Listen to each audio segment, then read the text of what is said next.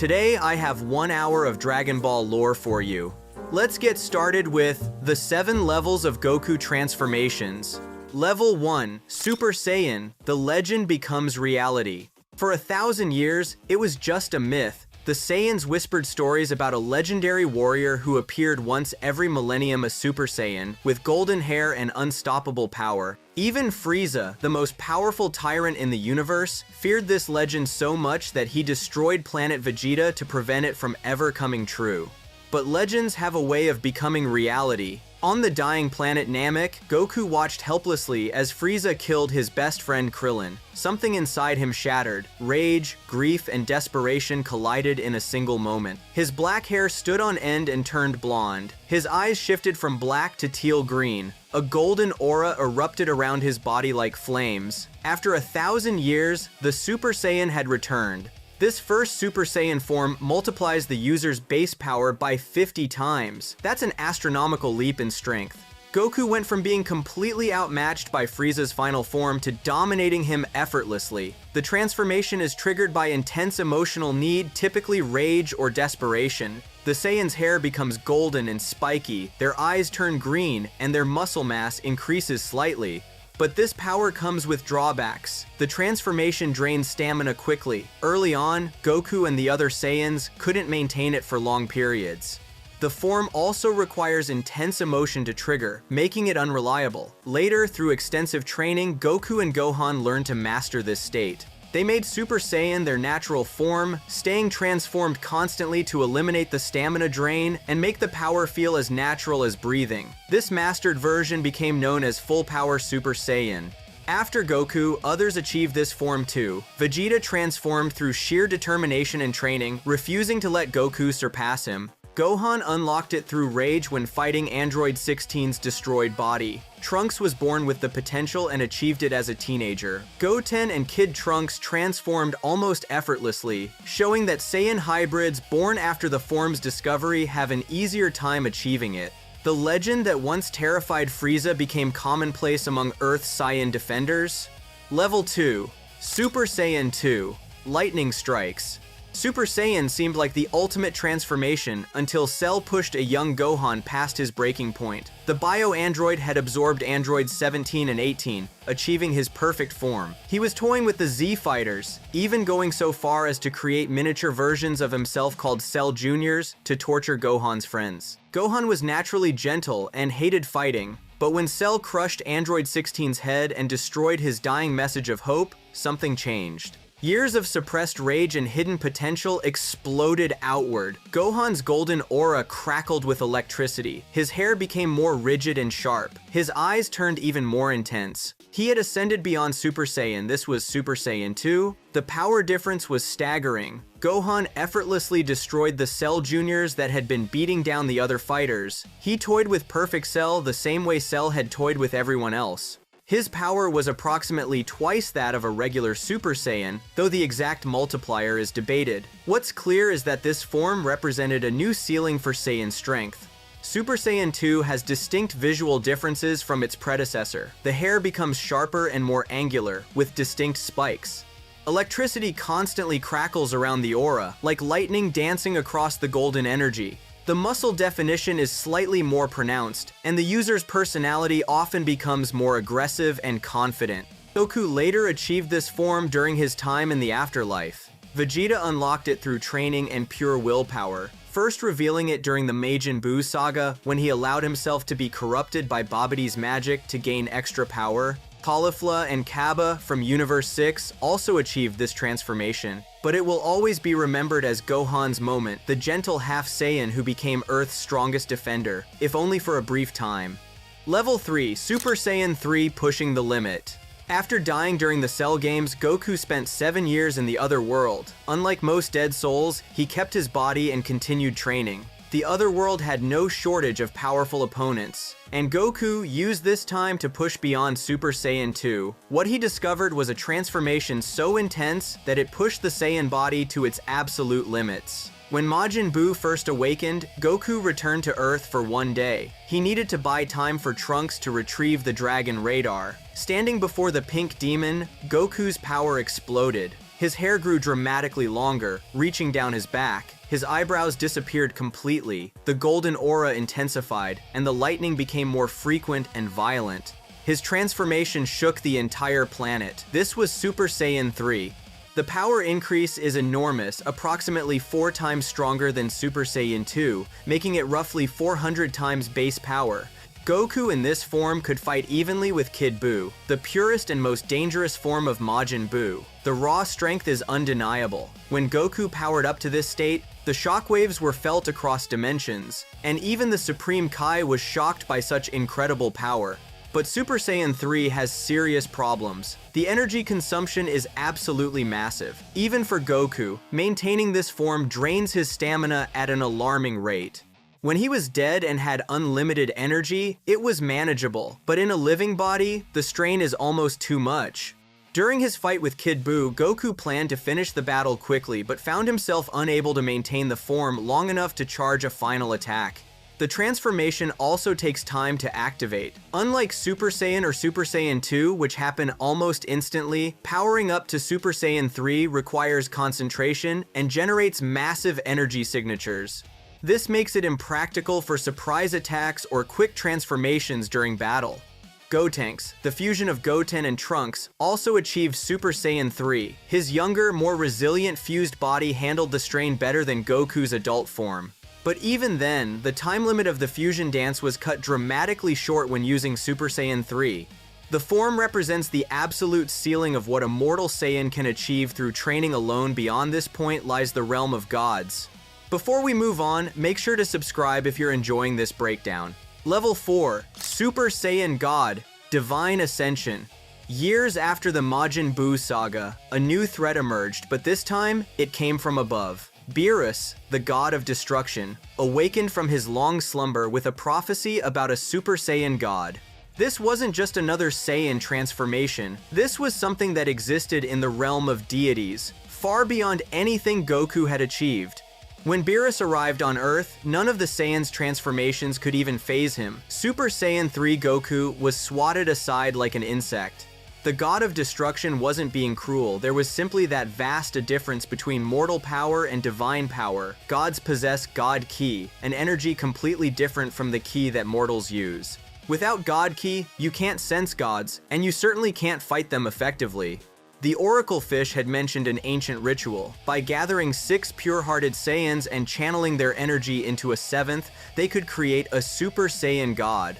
Goku, Vegeta, Gohan, Goten, Trunks, and the unborn Pan inside Vidal's body all participated in this ritual. Light surrounded Goku, his body became leaner, his hair turned red, and his eyes became red as well. He had absorbed God Ki and transformed into something entirely new. Super Saiyan God doesn't have the bulky muscles or aggressive appearance of previous forms, instead it's refined and elegant. The red hair, the calm demeanor, the divine aura, everything about it screams godhood rather than raw Saiyan aggression. The power increase is incomprehensible compared to Super Saiyan 3. Goku went from being unable to scratch Beerus to actually making the God of Destruction fight seriously. What makes this transformation truly special is the God Ki. Regular people can't sense Goku when he's in this form. He exists on a different level of existence. The ritual itself is temporary. Goku eventually powered down, but something remarkable happened. His body had absorbed the God Ki, internalizing it. Even when the transformation faded, Goku retained access to godly power. He could tap into Super Saiyan God again at will, without needing the ritual. Vegeta later achieved this form through training with Whis, Beerus' attendant and teacher. Rather than taking the shortcut of the ritual, Vegeta earned his godhood through pure determination and training. This form represents the bridge between mortal and divine, the moment when Saiyans stopped fighting for their planet and started fighting to protect entire universes. Level 5, Super Saiyan Blue, God meets Warrior. Having access to God Ki was revolutionary, but Goku and Vegeta are Saiyans at heart. They didn't just want to use godly power, they wanted to combine it with their Saiyan heritage. Through intense training with Whis, they discovered something incredible. What happens when you take the divine power of Super Saiyan God and combine it with the raw energy of Super Saiyan? The answer is Super Saiyan Blue, also called Super Saiyan God Super Saiyan. When Frieza returned to Earth after training for the first time in his life, Goku needed every advantage. He transformed, but instead of golden hair, his hair and aura turned a brilliant cyan blue. This wasn't just Super Saiyan with a new coat of paint, this was the perfect fusion of godly control with Saiyan power. All the raw strength of Super Saiyan, refined and enhanced with God Ki. Super Saiyan Blue has incredible advantages. Unlike Super Saiyan 3, it doesn't drain stamina nearly as quickly. The godly Ki makes it more efficient and controlled. The power is immense, far beyond anything the mortal Super Saiyan forms could achieve. Goku in this state could fight Golden Frieza, a transformation that put the tyrant on par with godly beings. The form maintains the lean, efficient body type rather than bulking up with muscle. The blue hair stands up similar to regular Super Saiyan, but the aura is completely different, calm, controlled, and divine. Users maintain complete control over their power, allowing for precision attacks alongside overwhelming strength. The form also allows for Kaioken to be stacked on top of it, something Goku couldn't do safely with regular Super Saiyan forms. Both Goku and Vegeta use this form as their standard transformation when facing serious threats. Vegeta later developed his own version called Super Saiyan Blue Evolution during the Tournament of Power, pushing the form even further through his own training methods. This gave him a deeper blue aura and even greater power, though it's technically a variant rather than a separate level. Super Saiyan Blue represents the culmination of everything the Saiyans learned: mortal training, emotional control, divine ki, and warrior spirit, all combined into one perfect package. It's efficient, powerful, and versatile. For most threats in the universe, this form is more than enough. But when facing the absolute strongest beings in the multiverse, even Super Saiyan Blue reaches its limits. Level 6, Ultra Instinct, Omen, Body Without Thought. During the Tournament of Power, Universe 7 faced erasure if they lost. 80 warriors from 8 universes fought for survival. Among them was Jiren, a mortal from Universe 11 whose power surpassed even most gods of destruction. When Goku and Jiren clashed, even Super Saiyan Blue wasn't enough. Goku needed something beyond transformations, beyond divine power, beyond everything he'd learned. Cornered by Jiren's overwhelming spirit bomb turned against him, Goku's body acted on pure instinct. Not the instinct to flee, but something deeper, the instinct to survive by moving without thinking. His body broke through its limits, and a new form awakened. His hair became silver black, his eyes turned silver, and an intense aura surrounded him. This was Ultra Instinct Sign, also called Ultra Instinct Omen. Ultra Instinct isn't technically a Saiyan transformation. It's a technique, a state of being that even gods struggle to achieve. Whis uses it naturally. Beerus has never mastered it. The concept is simple but nearly impossible to execute. Your body moves and reacts independently of your thoughts. There's no delay between seeing an attack and dodging it because your body acts before your mind can process the threat. In this incomplete form, Goku's defensive capabilities become almost untouchable. Jiren's attacks, which had been overwhelming, suddenly couldn't land. Goku weaved through strikes with impossible precision, his body flowing like water around every threat. The power increase was substantial, but more importantly, the technique itself made him incredibly difficult to hit. The silver black hair isn't a full transformation, it's a sign that the technique is active but not mastered. The aura flickers and pulses, showing the unstable nature of this state. Goku can't maintain it for long, and it takes enormous concentration. The heat generated is intense enough that steam rises from his body. When the form ends, the exhaustion is crushing. Ultra Instinct Sign represents Goku reaching toward a technique that transcends mortal and divine categories. It's not about being stronger, it's about moving perfectly, reacting perfectly, fighting perfectly. The gods watching the tournament were shocked that a mortal achieved even this incomplete version. It showed that Goku had reached a level where he was touching techniques reserved for angels and deities. Level 7, Mastered Ultra Instinct, Perfection Achieved. Ultra Instinct Sign was incredible, but it was incomplete. Goku's body could dodge without thinking, but his attacks still required conscious thought, creating openings. Against Jiren's full power, even this wasn't enough. With his friends and universe on the line, Goku needed to break through one final barrier. As Jiren prepared to eliminate Universe 7's remaining fighters, Goku stood up despite complete exhaustion. His allies' voices, his desire to protect everyone, and his unbreakable spirit all converged. The incomplete silver-black hair fully transformed into complete silver-white. His eyes became fully silver. The unstable aura became a radiant pure white and blue. He had achieved Mastered Ultra Instinct, also called Ultra Instinct Complete or True Ultra Instinct. This is the pinnacle. Not only does Goku's body dodge without thinking, but now his attacks also flow without conscious thought. His body doesn't just react, it knows the perfect counter, the perfect strike, the perfect movement for every situation. Fighting against Mastered Ultra Instinct is like fighting against someone who can see the future and has perfect execution. The power increase over even Ultra Instinct Sign is enormous. Goku completely dominated Jiren, who had been an unstoppable force throughout the tournament. Every punch landed with perfect timing and maximum efficiency. Every movement was precise. There was no wasted energy, no openings, no hesitation. This is what true martial arts mastery looks like, not just overwhelming power, but perfect technique combined with godly strength. Visually, Mastered Ultra Instinct is stunning. The silver-white hair, the silver eyes with their distinctive pattern, and the calm expression all create an almost serene appearance. But the power radiating from this form is anything but calm. The aura itself seems to warp reality, and the sheer pressure of Goku's presence in this state can crack the tournament stage just by walking. The cost is severe. After the Tournament of Power ended, Goku collapsed completely. His body couldn't handle the strain. The form requires a completely calm mind and heart, something difficult for Goku to maintain, especially in emotional situations. Later, Goku learned to access this state more readily, but the toll on his body remains substantial.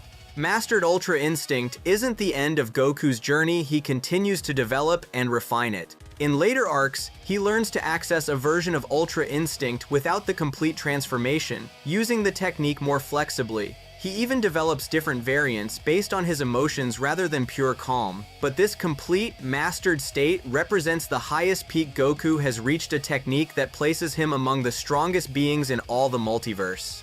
The evolution of power. From the legendary Golden Warrior who appeared on planet Namek to the silver-haired master of Ultra Instinct, the journey of Super Saiyan transformations tells the story of constantly breaking limits. Each level represents not just more power, but evolution, the Saiyans learning, adapting, and reaching toward heights they never imagined possible. Super Saiyan was about rage and legends becoming real. Super Saiyan 2 was about hidden potential erupting. Super Saiyan 3 pushed the mortal body to its absolute limits. Super Saiyan God brought divinity to warriors. Super Saiyan Blue perfected the combination of God and Saiyan. Ultra Instinct transcended transformations entirely, becoming a technique that even angels respect. These 7 levels changed anime forever. They set the standard for power scaling, for epic transformations, and for characters who never stop growing stronger. From 50 times stronger to power that rivals angels, from emotional triggers to calm perfection, from golden hair to silver divinity, this is the legacy of the Super Saiyan. What started as a legend whispered among a dying warrior race became reality, then became commonplace, then became divine, and finally became something beyond even gods. That's the story of the 7 levels of Super Saiyan, the evolution of power, the breaking of limits, and the journey from warrior to legend, to god to master. Next up, the 7 levels of Dragon Ball theories. Level 1, the S-Cell's secret, confirmed by Toriyama. For years, fans asked the same question. Why could some Saiyans turn Super Saiyan easily while others struggled? Goku needed to watch Krillin die. Vegeta trained for years, but then Goten and Trunks did it as kids like it was nothing. The answer came in 2018 when Akira Toriyama revealed something shocking: S-cells. Every Saiyan has tiny cells called S-cells in their body. These special cells are the key to Super Saiyan transformation. When you get enough S-cells and feel strong emotion like rage, those cells multiply like crazy. That's when the golden hair happens. But here's the twist. Training helps increase S-cells, but the best way to get more is by being gentle and kind. Yes, being nice makes Saiyans stronger. Think about the Saiyans on planet Vegeta. They were mean, violent warriors who only cared about fighting. This brutal lifestyle actually stopped them from getting S-cells. That's why no Super Saiyan showed up for over 1,000 years. Their own cruelty held them back. Goku was different. After hitting his head as a baby, he grew up on Earth, learning to care about others. When Frieza killed Krillin, Goku had both the power and the S-cells needed to transform. His gentle heart combined with his strength created the perfect storm. Even Vegeta proves this. He only went Super Saiyan after spending time on Earth, making friends with Bulma, and learning that being strong isn't just about being ruthless. The hybrid Saiyans, Gohan, Trunks, and Goten inherited S-cells from their fathers, plus they grew up on Earth in peaceful times with loving families. That's why 7-year-old Goten can go Super Saiyan while playing around. This even explains Universe 6 Saiyans. Caulifla and Kaba live in a peaceful universe where Saiyans are heroes. When they learn about Super Saiyan, they transform almost instantly because they already have tons of S-cells. Some fans hate this explanation, saying it's like Star Wars midichlorians, but it makes perfect sense. The ancient Saiyan Yamoshi, who started the legend, was described as having a righteous heart. The prophecy said only a pure-hearted Saiyan could become Super Saiyan God. S-cells explain why purity of heart matters. This theory was confirmed directly by Toriyama in an interview. It's official Dragon Ball science. Level 2. Android 16's heartbreaking origin, confirmed. When Android 16 first appeared in Dragon Ball Z, something felt off. Unlike Androids 17 and 18, who were modified humans, 16 was completely mechanical. He was quiet and gentle, preferring to watch birds and appreciate nature over fighting. Fans noticed something else strange. Dr. Gero kept 16 deactivated and told 17 and 18 not to wake him up. Why would a scientist build a powerful weapon and then refuse to use it? Why give an android designed to kill a personality that loves nature and peace? The fan theory was touching and sad. They believed Android 16 was built to look like Dr. Gero's dead son. That Gero created 16 to deal with his grief. That 16's gentle personality was the father's memory of who his son really was. In 2017, Akira Toriyama confirmed this theory was true. Android 16 was modeled after Dr. Gero's son, who died as a soldier in the Red Ribbon Army. The doctor built a mechanical version to keep him alive in some way. He gave 16 a gentle soul because that's how he remembered his son. This explains why Gero kept him deactivated. He couldn't bear to see him destroyed. It explains why 16 didn't appear in Cell's memory banks. Gero protected this android above all others. When Cell crushes Android 16's head, the android's final words to Gohan are about protecting life and nature. These aren't the words of a machine, they're the dying message of a father's love preserved in metal and circuits. Android 16's death triggers Gohan's Super Saiyan 2 transformation, the moment that saves the world. Dr. Gero is shown as a villain throughout the series, but this revelation adds heartbreaking depth. He wasn't just evil, he was a grieving father who tried to bring his son back the only way he knew how. And in the end, his creation, his son, died a hero. Fans were right about Android 16 all along. Sometimes the saddest theories turn out to be true. Level 3. Yamoshi, the first Super Saiyan God. Every Dragon Ball fan knows Goku was the first Super Saiyan in 1,000 years, but he wasn't the first ever. Someone came before him, the legendary Super Saiyan, who started it all. For years, this figure was just a shadow in Vegeta's story, then Toriyama gave him a name, Yamoshi.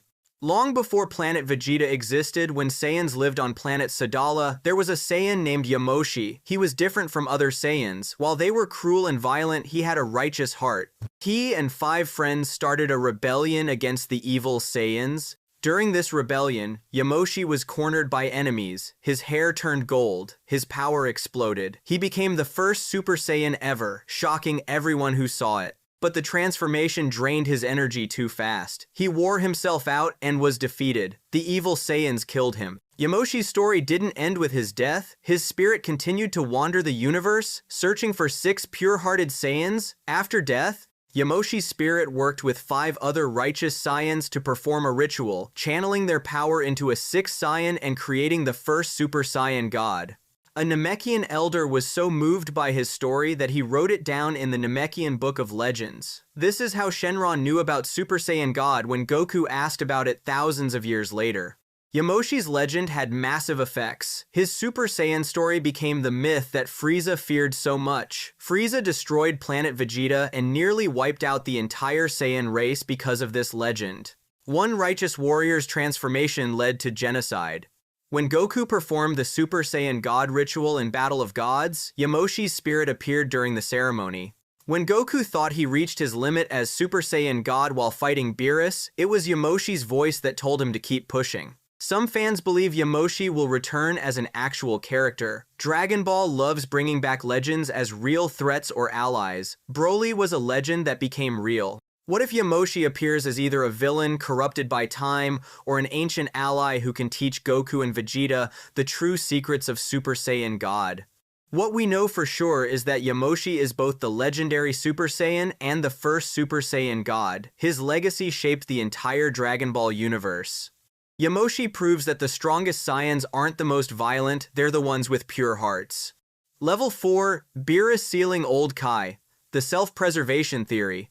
During the Majin Buu saga, Gohan pulls the Z-sword from a stone and accidentally breaks it. Out comes Old Kai, who's been trapped inside for 75 million years.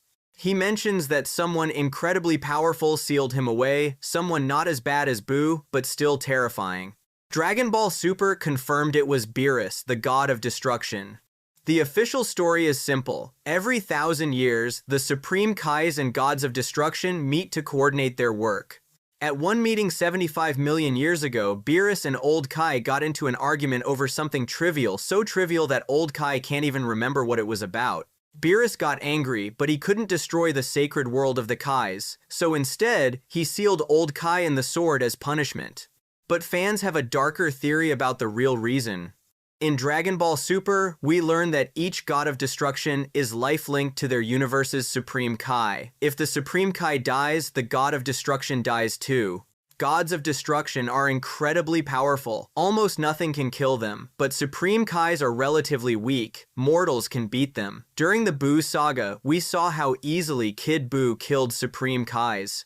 If your life depends on someone much weaker than you, you're vulnerable. Here's the theory. Beerus sealed Old Kai not because of an argument, but for self-preservation. If Old Kai was sealed in the Z-sword, he couldn't die. The sword protected him like a prison and a safe at the same time. As long as Old Kai existed inside the sword, unable to be killed, Beerus was protected from accidental death. Beerus could sleep for decades knowing that his life-linked Supreme Kai was perfectly safe inside an indestructible blade embedded in stone.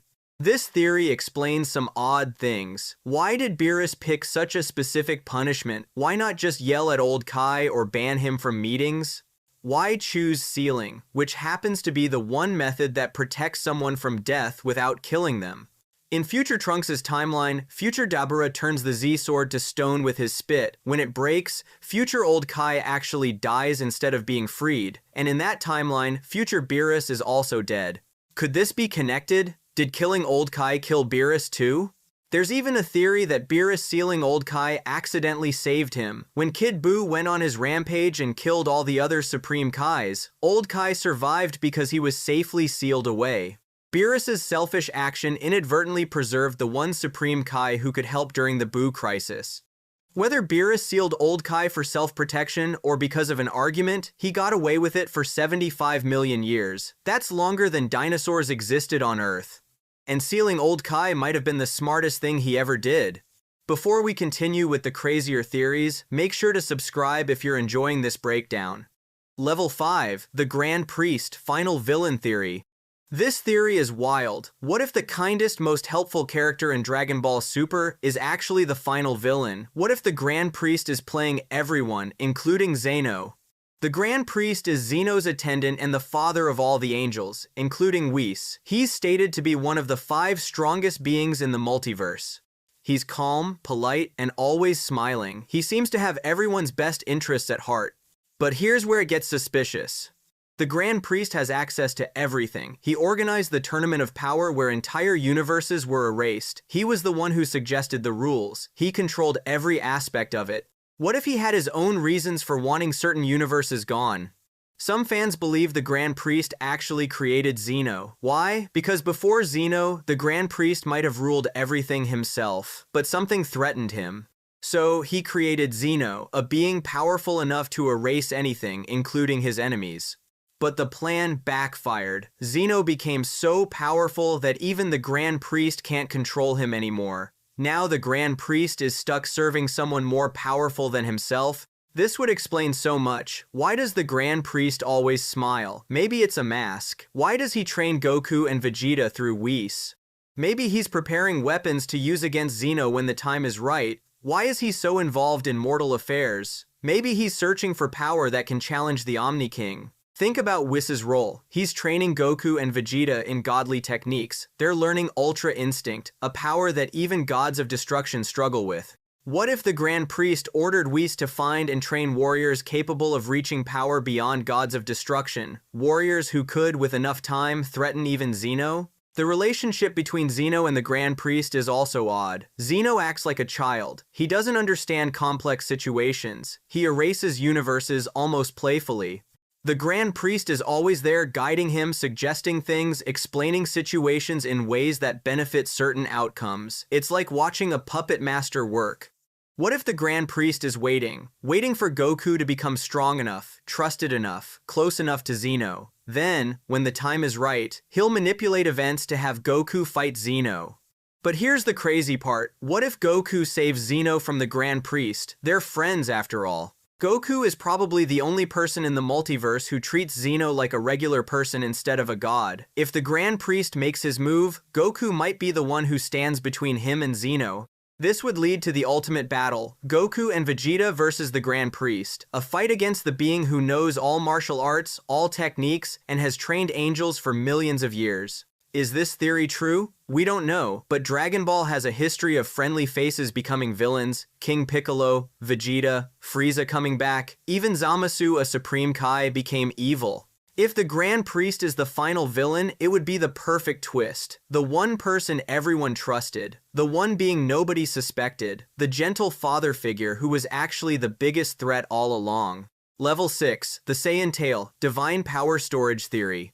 Every Saiyan is born with a tail. For most of the series, we thought tails were just for the Great Ape transformation. But what if there's more to it? What if Saiyan tails are actually storage units for divine energy, and cutting them off prevents Saiyans from reaching their true potential? When a Saiyan has their tail, they can transform into a great ape under a full moon, multiplying their power by 10. But then most main characters lose their tails and never regrow them. Goku's tail was removed permanently. Vegeta lost his tail. Gohan's tail was cut off. The show explains that after a certain power level, Saiyan's tails stop growing back. But why? What biological reason would cause that? Here's the theory. Saiyan tails store and regulate divine energy. When a Saiyan's tail is intact, it acts like a battery for godly ki. The Great Ape form isn't just about size and strength, it's an early attempt at channeling divine power. That's why it multiplies power so dramatically. That's why it makes Saiyans lose control. They can't handle the divine energy coursing through them. This would explain something fans have wondered about for years. Why do Goku and Vegeta have such an easier time with godly transformations compared to learning Super Saiyan?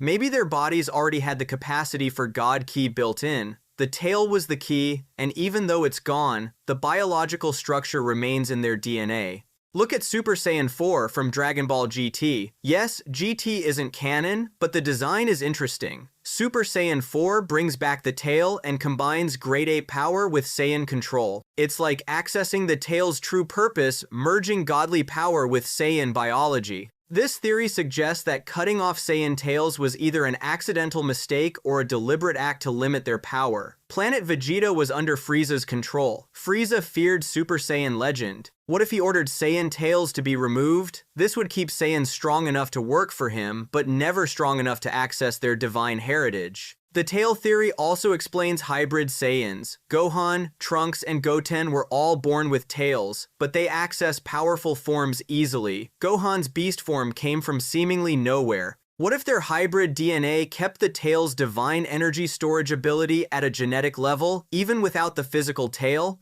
There's one more piece of evidence. The back of the neck. In Dragon Ball Super, Caulifla teaches Cabba to focus energy on their upper back, right where a tail would connect, to trigger Super Saiyan. She calls it a tingling sensation in your back. That's exactly where the tail is. What if that spot is special because it's the tail connection point, the place where divine energy naturally channels?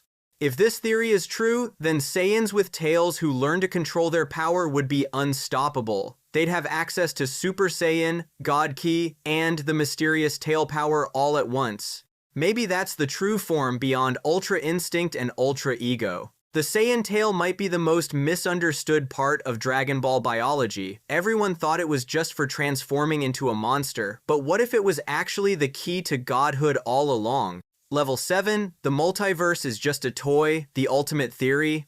This is the craziest theory of all. What if everything, the 12 universes, Zeno, the Grand Priest, the Tournament of Power, all of it is just a toy given to Zeno by his parents? Think about it. Zeno acts like a child. He doesn't understand complex situations. He plays with universes like toys, erasing them when he gets bored or upset. He made friends with Goku because Goku treats him like a playmate. Everything about Zeno suggests he's not a natural ruler, he's a kid playing with a present. The theory goes like this. Somewhere beyond the 12 universes exists a much larger reality, a true multiverse where beings far more powerful than Zeno live and work. These beings are Zeno's parents, and they gave him the 12 universes as a training exercise. Like giving a child a fish tank or an ant farm to teach responsibility. This explains so many weird things. Why is Zeno so childish despite being the most powerful being? Because he is a child. Why does the Grand Priest act like a teacher or babysitter instead of a servant? Because he was assigned by Zeno's parents to watch over him. Why are there exactly 12 universes instead of infinite universes? Because that's how many Zeno can manage while learning. The Grand Priest and the angels aren't divine beings from this multiverse. They're caretakers from the larger reality. Their job is to make sure Zeno doesn't completely destroy his toy. That's why Whis can rewind time. That's why angels don't die when their universe is erased. They're not part of the game, they're referees. This also explains the Tournament of Power's strange rules. Why did Zeno agree to erase losing universes? Because the Grand Priest suggested it as a lesson about consequences. Why did he bring back all the universes when Goku made a selfless wish? Because he learned the right lesson. It was a test all along. There's even evidence in the show. Chronoa, the supreme Kai of time from the games and Dragon Ball Heroes, doesn't belong to any specific universe. She exists outside the normal structure. What if she's from the larger multiverse? What if Time Patrol is monitoring Zeno's training from the outside? This theory suggests that when Zeno is ready, when he's learned enough about creation, destruction, balance, and mercy, his parents will come get him. They'll take him to the real multiverse where he'll have actual responsibilities. What's out there in the larger multiverse? Beings that make Zeno look weak, entire societies of godlike entities, infinite universes with infinite possibilities. Everything we've seen in Dragon Ball would be just one tiny corner of true reality. Some fans believe this explains the power ceiling problem. Why does Dragon Ball keep introducing stronger and stronger enemies? Because eventually, they'll break out of Zeno's toy multiverse and enter the real one. Goku and Vegeta will meet beings from Zeno's parents' reality and realize they've been playing in the shallow end of the pool this whole time. There's a darker version of this theory too. What if Zeno's parents are coming back because he failed his test? He's erased too much. He's been too chaotic. He befriended a mortal, Goku, which might be against the rules. When his parents return, they might take away his toy, erasing the entire 12-universe multiverse because their child didn't learn proper responsibility. This would make Goku the most important person in existence. Not because he's the strongest, but because he's Zeno's friend. If Zeno's parents try to erase everything, Goku might be the one who convinces them to give Zeno another chance. Or maybe Goku will have to fight Zeno's parents to protect his universe and his friend. The evidence keeps piling up. Why do the angels seem to know more than they let on? Why does Whis sometimes smile like he knows a secret? Why is the Grand Priest always calm, even during universe erasures? Because they know this is all temporary. They know about the bigger picture. If this theory is true, then Dragon Ball could go on forever. After Zeno's arc ends, the real multiverse opens up. Infinite new villains, infinite new transformations, infinite new worlds. The 12 universes were just the tutorial. The real game hasn't even started. Either way, the multiverse toy theory suggests that everything we've watched for decades is just the beginning. The Dragon Ball we know is just one toy in an infinite toy box. And somewhere out there, Zeno's parents are watching, waiting to see what their child does next. From S-Cells to Zeno's parents, Dragon Ball theories range from confirmed science to mind-bending speculation. Some theories explain plot holes and make the story better. Others imagine futures so wild they seem impossible until you remember this is Dragon Ball, where anything can happen. What started as a show about a kid with a monkey tail searching for magic balls has become a multiverse-spanning epic about gods, angels, and beings beyond imagination. And the theories keep coming. Fans keep analyzing, wondering, and dreaming up new possibilities. These 7 levels show how Dragon Ball fans think. Level 1 theories are careful and based on evidence. By level 7, we're imagining realities beyond realities. But that's what makes this community special. We don't just watch Dragon Ball, we explore it, question it, and push it further. S-Cells prove that gentle hearts make Saiyans stronger. Android 16 showed that even villains can love. Yamoshi taught us that legends are based on truth. Beerus revealed that gods make selfish choices too. The Grand Priest might be hiding the biggest secret of all. Saiyan tails could be the key to ultimate power. And Zeno might just be a child playing with a toy. Which theory shocked you the most? Which one do you believe? Do you think we'll see Yamoshi in person? Will the Grand Priest become a villain? Is there really a multiverse beyond the multiverse? These theories keep Dragon Ball alive between episodes and arcs. They give us something to discuss, debate, and dream about. From confirmed truths to absolute madness, Dragon Ball theories prove that this franchise has infinite potential. Just like the Saiyans who keep breaking their limits, fans keep breaking the boundaries of imagination. That's the legacy of Dragon Ball theories, the evolution of ideas, the breaking of expectations, and the journey from simple questions to universe-shaking revelations. Now, the 7th level of finding the Dragon Balls. Level 1. The Earth Quest, Bulma and Goku's Adventure. It all began with Bulma, a 16-year-old genius from West City. Armed with her self-invented dragon radar, she set out during summer vacation to collect the 7 Dragon Balls. Legends claim these mystical orbs could summon an eternal dragon capable of granting any wish. Bulma wanted the perfect boyfriend, that was it. She already possessed the 2-star Dragon Ball, found in her basement while researching the artifacts. Using her radar to detect their unique energy signatures, she traveled west. Then she ran over a boy with a monkey tail who didn't know what girls were. Son Goku lived alone on Mount Paozu after his grandfather's death. He carried the 4-star Dragon Ball as a memento, believing his grandpa's spirit lived inside it.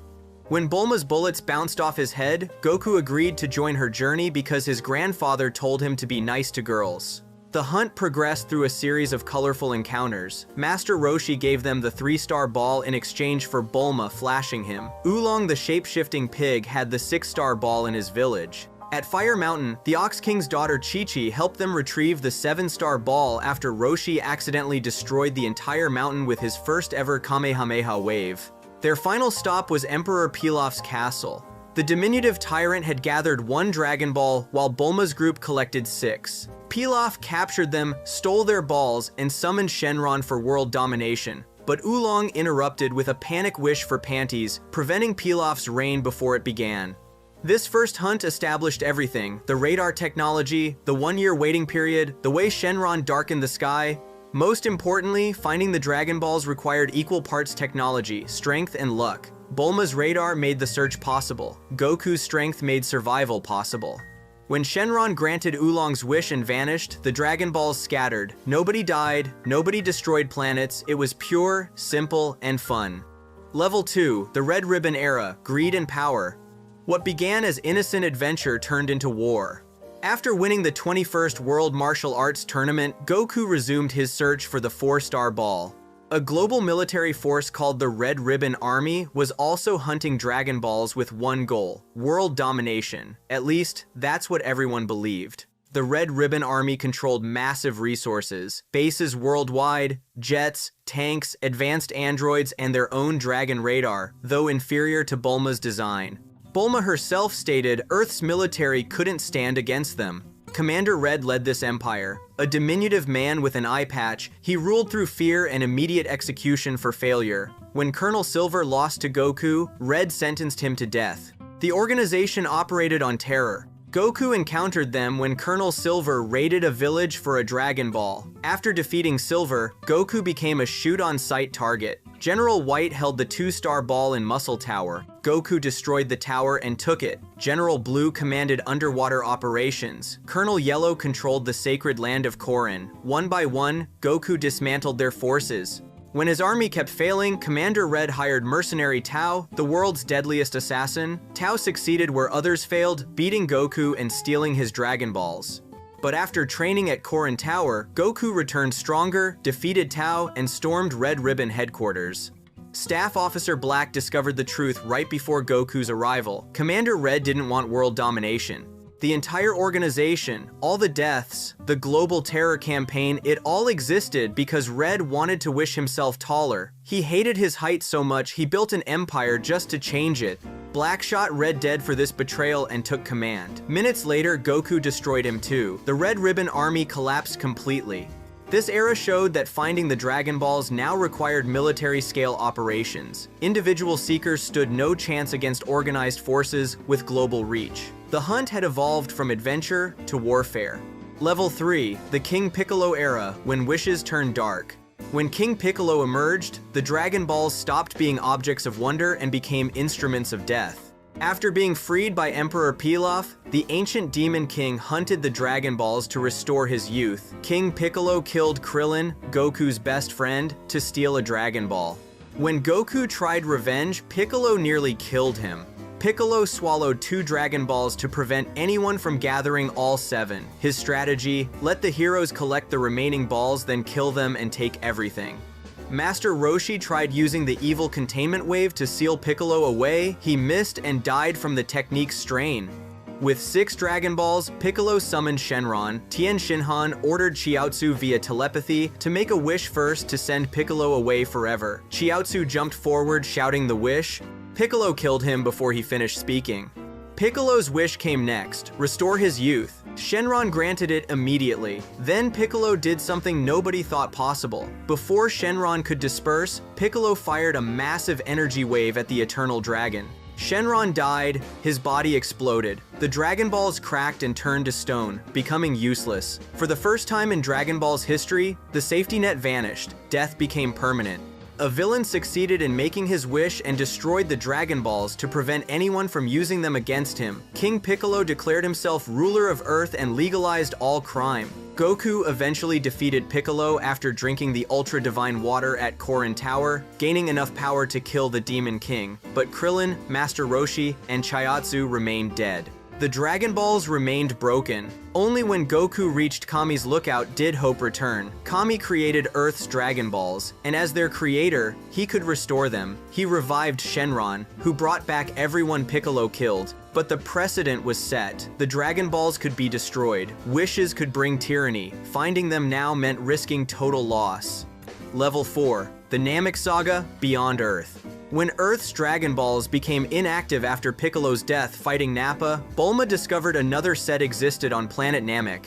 The Namekian Dragon Balls were fundamentally different. Larger, basketball-sized, required the Namekian language for wishes. Most importantly, their dragon Porunga granted 3 wishes per summoning instead of 1, though originally only 1 person per wish, unlike Shenron's mass resurrection ability. Finding these required space travel. Bulma repaired Kami's old spaceship and flew to Namek with Krillin and Gohan. They weren't alone. Vegeta wanted immortality. Frieza, the most feared being in the universe, sought the same. The hunt became a 3-way race. Frieza commanded the Frieza Force with soldiers and spaceships. Vegeta operated solo, stealing balls and hiding them. The Earth Warriors gathered balls from Namekian villages while avoiding detection. Each village kept 1 Dragon Ball protected by its elder. The Namekians refused to give them to Frieza, even under torture. Frieza's forces destroyed villages, killing anyone who resisted. Zarbon, Dodoria, and the Ginyu Force slaughtered Namekians. The Grand Elder Guru held the final key. Only Dende, a young Namekian, could speak the summoning chant. When Krillin and Gohan gathered all 7 balls, Dende summoned Porunga. The dragon appeared far larger and more muscular than Shenron. They used the first wish to revive Piccolo, which restored Kami and Earth's Dragon Balls. The second wish transported Piccolo to Namek. Before the third wish could grant Vegeta immortality, Guru died from grief, and the Dragon Balls turned to stone. Frieza arrived moments later. Furious, his immortality plan failed. The battle that followed destroyed Namek itself. Only after Mr. Popo used Earth's Dragon Balls to revive everyone Frieza killed did Porunga return. Dende made the final wish: transport everyone except Goku and Frieza off the dying planet. This level redefined the Dragon Ball hunt, no longer earthbound. The search required interstellar travel, native language knowledge, and survival against galactic tyrants. The Namekian Dragon Balls proved the artifacts existed beyond Earth as universal constants. Finding them meant entering cosmic-scale conflicts. Before we explore the reality-bending wishes, make sure to subscribe if you're enjoying this breakdown of the Dragon Balls.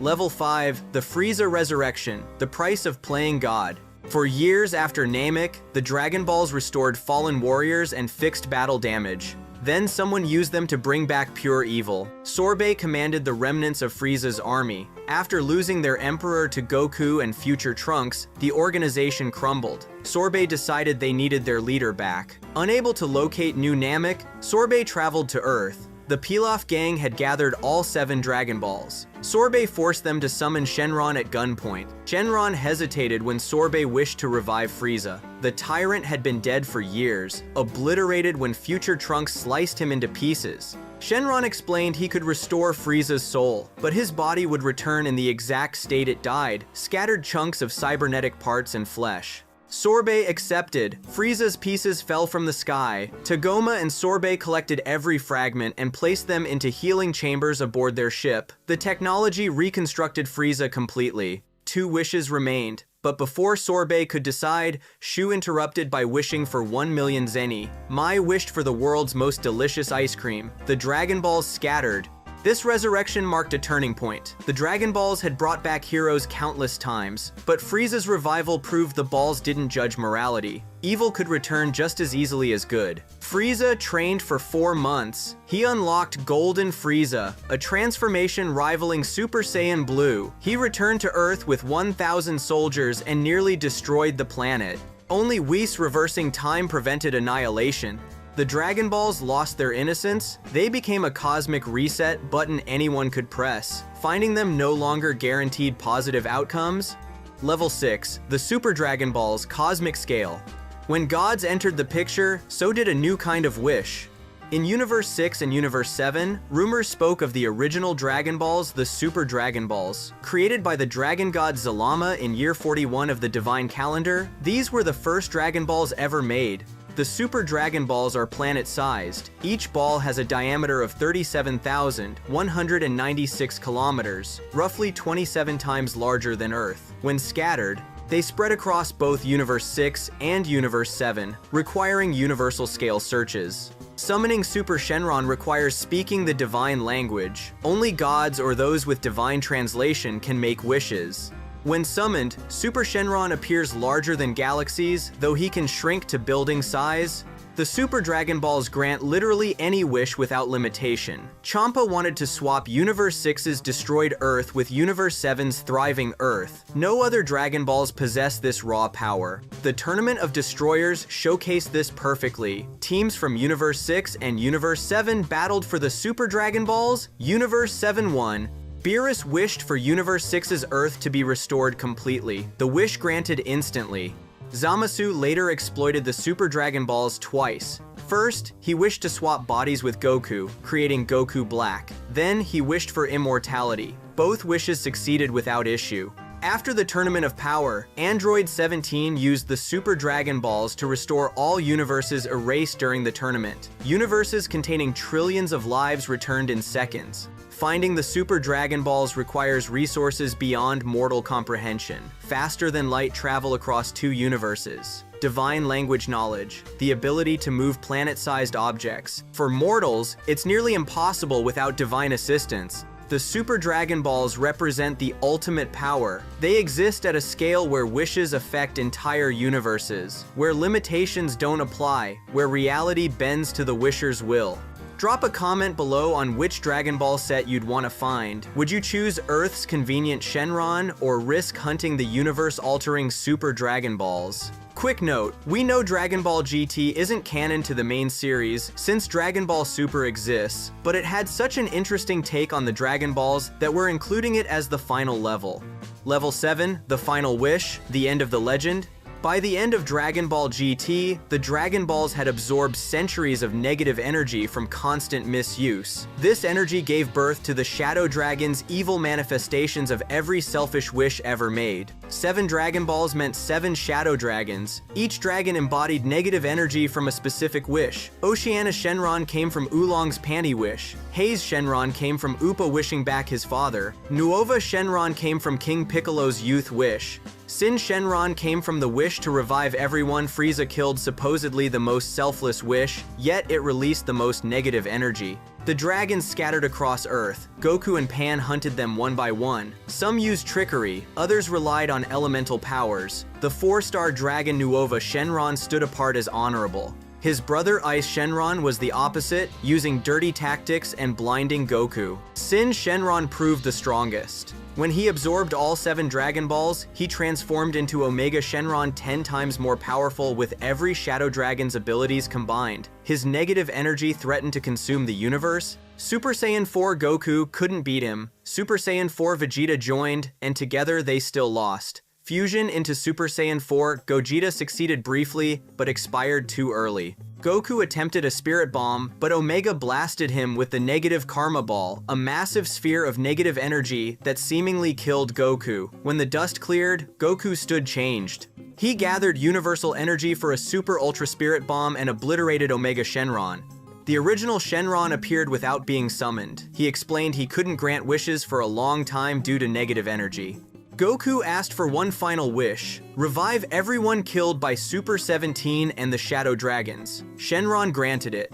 Then Shenron asked Goku to come with him. Goku climbed onto the dragon's back. The Dragon Balls began orbiting around Goku's body, eventually merging into him.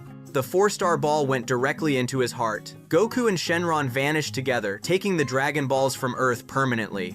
100 years later, the Dragon Balls still haven't returned. The world is peaceful. The age of Dragon Balls ended because humanity needed to grow without them. The Dragon Balls weren't just magical orbs. They represented hope, greed, power, and consequence. They could revive the dead but also resurrect monsters. They could restore planets but also trigger universe-ending catastrophes. When every wish created negative energy, they had to go. Conclusion: from Bulma's summer adventure to the Shadow Dragon's apocalypse, finding the Dragon Balls evolved from treasure hunts into cosmic struggles. Earth's quest showed the fun and wonder teenagers gathering glowing orbs for innocent wishes. The Red Ribbon Army revealed how military forces weaponized the search. King Piccolo demonstrated that finding them could lead to tyranny and the destruction of hope.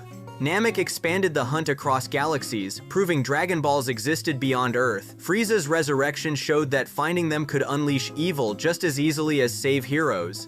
The Super Dragon Balls elevated everything to divine scales where wishes reshaped entire universes.